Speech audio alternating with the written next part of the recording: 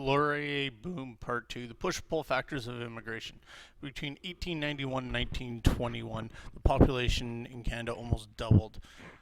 Turn to table 7.1 in your textbook if you want to see how.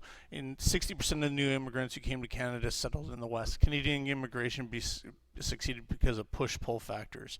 One, they needed to leave one's homeland, so that was a push factor.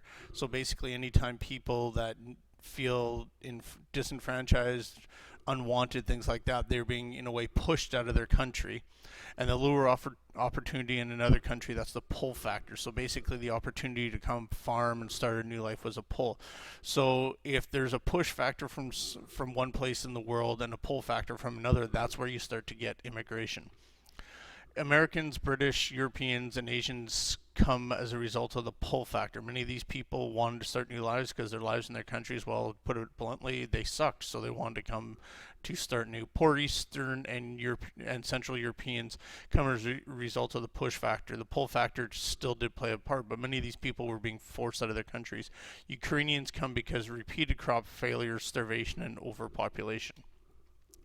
Push-pull factor often work together, not always independent of each other. Doukhobor is a group of Russians who came to escape military service because against their religion, and they were in search of free land. In 1899, 7,000 had settled in Saskatchewan. Push-pull factors of immigration. You can see the pull factors: freedom, economic opportunity, and abundant land. These are all things that are going to pull people to a new country.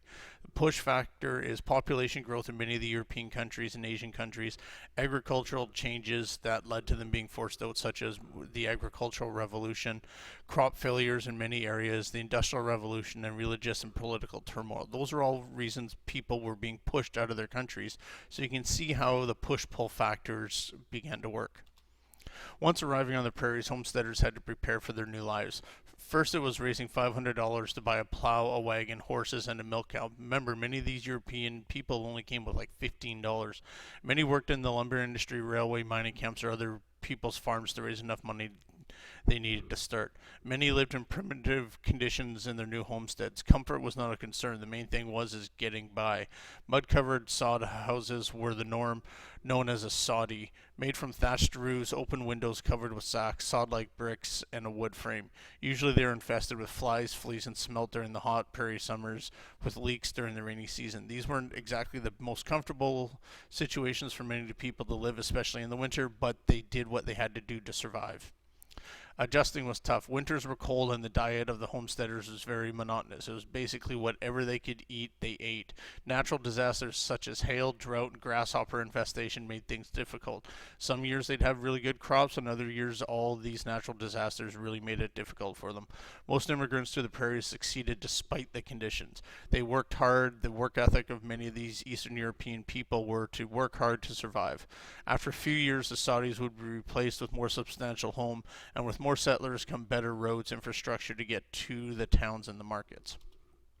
As you can see here, here's a picture of one of the original houses on the prairies. You can see that they had lived in a tent and were slowly being moved into a house. As you can see here, here's a picture of a Saudi with a Ukrainian family in the forefront, with the husband, wife, it looks like grandma, and the kids. But you can see the house itself made of wood and the thatched roof. Adjusting to life on the prairies. As you can see here, here is kind of like how the towns are broken up into the different farm areas. You can see 6 miles by 6 miles is generally the township. Half a section, 320 acres. 640 acres would equal a square mile. And here's another graphic that showed for road allowances between the different plots of land.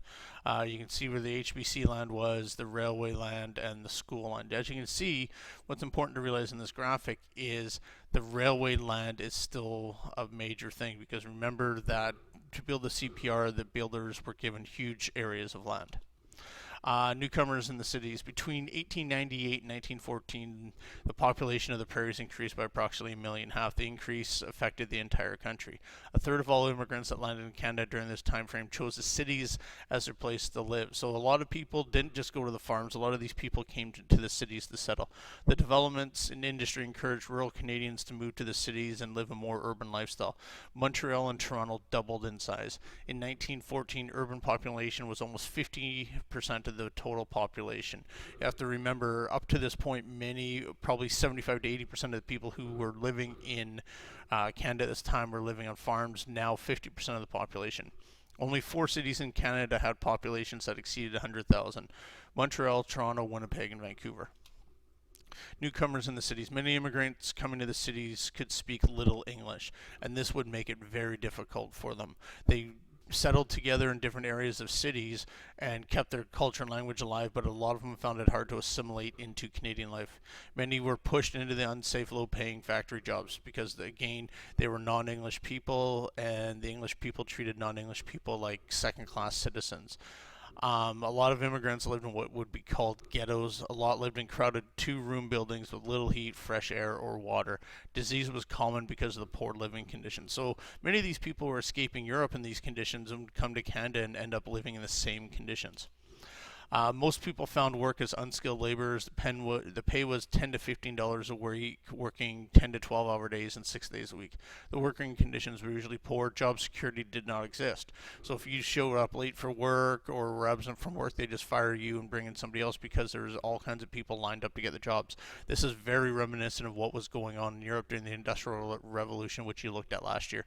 Most incomes were spent on housing and food. People did not have a lot of extra money to spend. Lots of families had children that worked to help out, which in turn resulted in no education for them and neglect from their parents because of the long working hours. Newcomers to the city at this time, the government did not feel responsible for the poor or any type of social welfare programs. Again, this is the old school mentality of many of the rich elite people that came from England and the laissez-faire economics, where they did not want the government to get involved in business because they felt if the government got involved in business that they would start losing money and not being able to make as much. The poor relied on each other and charitable organizations for help. That is the end of part 2. We'll be working and looking at the settlement of the prairies tomorrow in class in more detail.